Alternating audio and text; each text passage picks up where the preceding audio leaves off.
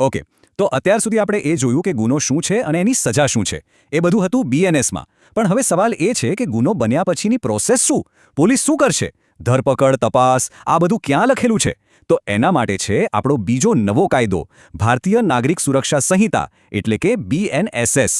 યાદ રાખજો, એક કોન્સ્ટેબલ માટે આ કલમો બ્રેડ એન્ડ બટર જેવી છે. આ તો આવડવી જ જોઈએ. જેમ કે વોરંટ વગર ધરપકડ ક્યારે કરી શકાય? પહેલા CRPCમાં કલમ 41 હતી. હવે BNSSમાં કલમ 35 છે. કોઈને પકડ્યા પછી 24 કલાકમાં મેજિસ્ટ્રેટ સામે રજૂ કરવાના.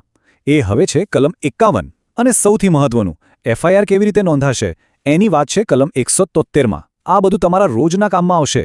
સારું, તો BNS અને BNSS તો આખા ભારતમાં લાગુ પડે છે, પણ તમે તો ગુજરાત પોલીસમાં જોડાઈ રહ્યા છો ખરું ને? તો તમારા માટે ગુજરાતનો પોતાનો પોલીસ એક્ટ પણ એટલો જ મહત્વનો છે. ચાલો હવે એના પર પણ એક નજર કરી લઈએ. આ જે ગુજરાત પોલીસ એક્ટ છે ને, એ તમને કોન્સ્ટેબલ તરીકે અમુક ખાસ પાવર આપે છે. જેમ કે જાહેર રસ્તાઓ પર ટ્રાફિક અને ભીડનું નિયંત્રણ કરવું. એ આવે છે કલમ 33 હેઠળ. કલમ 37 તમને હથિયારબંધી જેવા જાહેરનામા લાગુ કરવાની સત્તા આપે છે. અને કલમ 64થી 66માં તો એક પોલીસ અધિકારીની ફરજો શું છે એ સ્પષ્ટ લખેલું છે.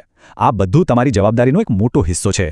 ઓકે, તો આપણે બધા મહત્વના કાયદાઓ પર એક નજર ફેરવી લીધી. પણ આટલું બધું યાદ કેવી રીતે રાખવું? પરીક્ષામાં આમાંથી સારા માર્ક્સ કેવી રીતે મેળવવા? તો હવે આવે છે સૌથી મહત્વનો ભાગ, તૈયારી માટેની કેટલીક સ્માર્ટ ટિપ્સ. તમારી સ્ટડી સ્ટ્રેટેજી માટે આ 3 સ્ટેપ્સ ફોલો કરો. નંબર 1, તુલનાત્મક અભ્યાસ. એક બાજુ જૂની IPC CRPC કલમ રાખો અને બીજી બાજુ નવી BNSS. બંનેને સરખાવો. આ સૌથી બેસ્ટ રીત છે.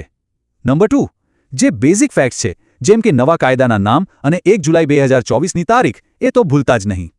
અને નંબર 3, કાયદાને બંધારણ સાથે જોડીને વાંચો, ખાસ કરીને મૂળભૂત અધિકારો સાથે. બસ આટલું કરી લેશો ને તો કાયદાનો વિષય તમારો પાક્કો થઈ જશે. એટલે એક વાત ગાંઠ બાંધી લો, સફળતાની ચાવી ખાલી નવી કલમો ગોખી નાખવામાં નથી. અસલી વાત એ સમજવામાં છે કે નવી કલમ જૂની કલમ સાથે કેવી રીતે જોડાયેલી છે. એ બંને વચ્ચેનો સંબંધ, એ લિંક જો તમે પકડી લીધી તો પછી તમને બધું જ લાંબા સમય સુધી યાદ રહેશે. અને હવે છેલ્લે એક સવાલ તમારી જાતને પૂછો. જ્યારે તમે આ બધું તૈયાર કરી રહ્યા છો, ત્યારે આ નવા કાયદાઓમાં એવું કયું ચેપ્ટર કે કયો ફેરફાર છે જે તમને સૌથી વધારે અઘરો લાગે છે? જે પણ જવાબ મળે ને, બસ એ જ ટોપિક પર સૌથી વધુ મહેનત કરજો. કારણ કે જ્યાં પડકાર છે ત્યાં જ સફળતાની સૌથી મોટી તક પણ છુપાયેલી છે.